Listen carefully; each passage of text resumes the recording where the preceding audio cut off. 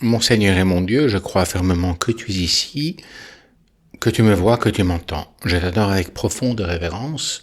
Je te demande le pardon de mes péchés et la grâce de faire avec profit ce moment de prière.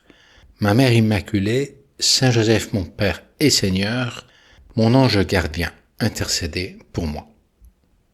Le contexte de l'évangile d'aujourd'hui est assez significatif, de la division que la doctrine de Jésus produit dans le monde. Ce qui a donné pas mal de martyrs au cours des siècles d'ailleurs. Le mot martyr vient du grec qui signifie témoin de la foi, ou chez les chrétiens, témoin, même au prix de leur vie terrestre, de la doctrine de Jésus-Christ. Non pas que cette doctrine alimente en elle-même la discorde, mais bien qu'elle porte un message de paix et de réconciliation avec Dieu et entre les hommes. Et elle produit une réaction partagée qui divise les hommes. Il y a ceux qui acceptent de suivre les enseignements de Jésus, en qui ils voient le Messie, et même plus Dieu le Fils, incarné en chair mortelle et ressuscité, et puis il y a ceux qui ne veulent pas de lui et rejettent ses enseignements, soit en les combattant, soit en les ignorant. Et Jésus est comme une pierre d'achoppement sur laquelle certains prennent appui, alors que d'autres trébuchent et se fracturent les os sur elle. Rappelle-toi les dernières lectures qu'on a eues les derniers jours. Jésus a enseigné et il a fait quelques miracles lors de sa montée vers Jérusalem. Un aveugle, Bartimée par exemple, qui vivait à Jéricho, l'avait imploré de le guérir. « Jésus, fils de David, aie pitié de moi », avait dit l'aveugle. Bartimée avait perdu la vue, mais pas la voix, disait le pape François. La foi de Bartimée transparaît dans sa voix, qui prie et qui crie. Il appelle Jésus le fils de David, c'est-à-dire qu'il reconnaît en lui le Messie, le roi qui vient dans le monde. Ensuite, il l'appelle par son nom avec confiance. Jésus, Jésus, fils de David. Il n'a pas peur de lui, il ne prend pas ses distances. Il s'approche de lui, il court vers lui-même. Et du fond du cœur, il crie « Aie pitié de moi ». Seulement cette prière, « Aie pitié de moi ».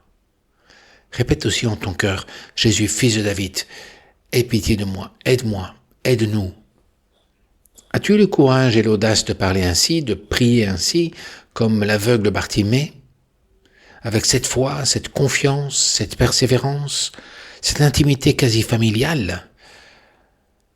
Toi et moi, nous sommes aussi des aveugles dans le fond. Nous ne voyons pas clairement ce que Dieu attend de nous, ce que nous faisons de bien et de mal. Peut-être avons-nous des doutes que nous cultivons, des craintes et un manque de foi ou d'espérance en Dieu. Bon, continuons notre lecture. Jésus ne contredit pas les paroles de Bartimée parce qu'il est bien le fils de David. Et, c'est-à-dire pour les Juifs, le Messie, le Christ. Même plus, Jésus récompense la foi de Bartimée et le guérit, ce qui, du même coup, convaincra une grande partie de la foule que Jésus est bien le Messie. Mais cela aura aussi comme conséquence que d'autres, qui ne veulent pas de lui comme Messie, eh bien, cultiveront en eux la haine contre Jésus. Certains pharisiens et scribes qui entendent dire l'expression « fils de David » étaient assez heurtés, parce que la Bible hébraïque parle à plusieurs reprises du Messie comme du fils de David. Et après cet épisode, Jésus continue sa montée vers Jérusalem et se met à enseigner dans le temple. Mais ses ennemis ne le lâchent plus d'une semelle. Et Jésus de leur raconter des paraboles, comme par exemple la parabole du fils d'un grand propriétaire de vigne qui avait confié sa vigne à des serviteurs égoïstes, tellement égoïstes qu'ils vont finalement être homicides et vont tuer le fils du maître. Et là, ils voient que Jésus lit leurs pensées homicides. Ils veulent l'éliminer, lui, le fils de David. Mais leur haine envers lui ne faisait qu'augmenter. Alors ils se mettent à le harceler Jésus par des questions piégées en essayant de l'attraper, de le mettre en défaut, voulant ainsi montrer à la foule qu'ils ont raison et que Jésus n'est pas le Messie. C'est alors que magistralement, Jésus met fin à ce harcèlement lourd de paroles par une question fondamentale et simple qui correspond justement à l'expression « fils de David ». Comment les scribes peuvent-ils dire que le Christ est fils de David ? Et Jésus continue par ces mots. David lui-même parle ainsi, par l'Esprit Saint dans le psaume. Le Seigneur a dit à mon Seigneur, « Assieds-toi à ma droite, jusqu'à ce que j'aie mis tes ennemis sous tes pieds. » David lui-même l'appelle Seigneur, dit Jésus.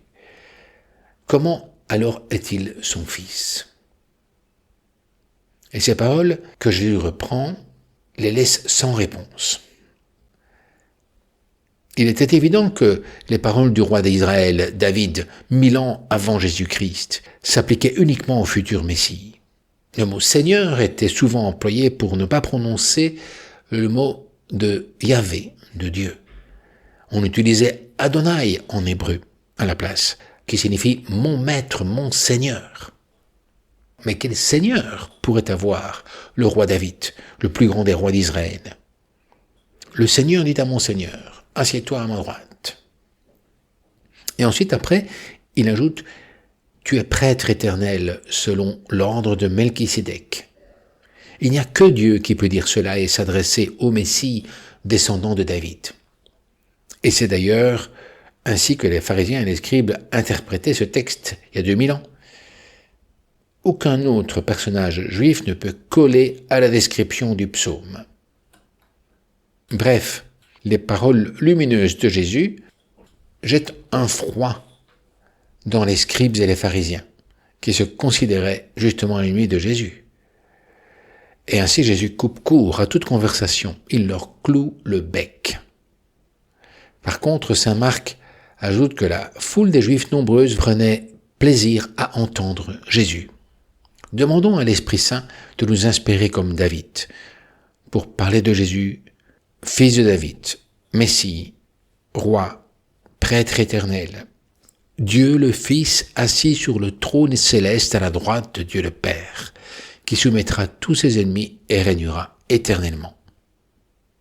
Jésus va ressusciter après sa mort, et il ne va pas chercher à se venger, mais à fonder son Église, à amener les hommes à se convertir. Il n'est pas venu pour condamner, mais pour sauver, même si certains persévéreront dans leur inimitié. Comme le pape le dit, le chrétien est de par sa nature missionnaire et témoin, comme Jésus a été témoin et missionnaire du Père. C'est de là que naît la passion pour l'évangélisation. Le pape voit deux persécutions, celle des martyrs de la foi, qui payent de leur vie leur adhésion au Christ, et puis celle plus sournoise et plus répandue que le pape appelle la persécution polie, déguisée en progrès, culture, modernité ou post-modernité.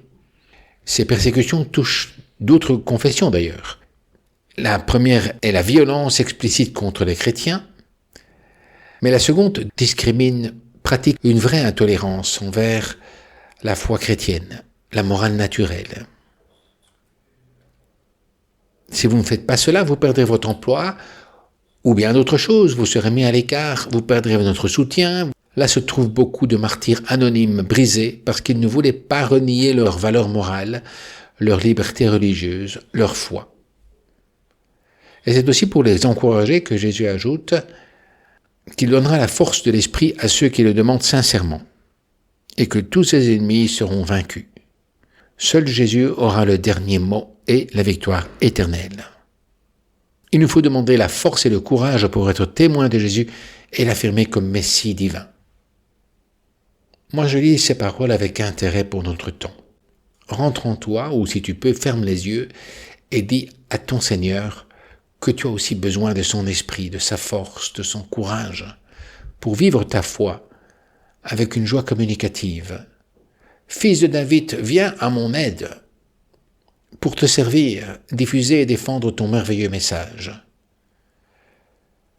La créature qui t'a répondu le mieux est Marie, que tu me donnes pour mère spirituelle, justement pour m'aider, comme je te le demande avec insistance. Je te remercie, mon Dieu, des bonnes résolutions, des actes d'amour et des inspirations que tu m'as communiquées dans cette méditation, je te demande de m'aider à les mettre en pratique. Ma Mère Immaculée, Saint Joseph et mon ange gardien, intercédez pour moi.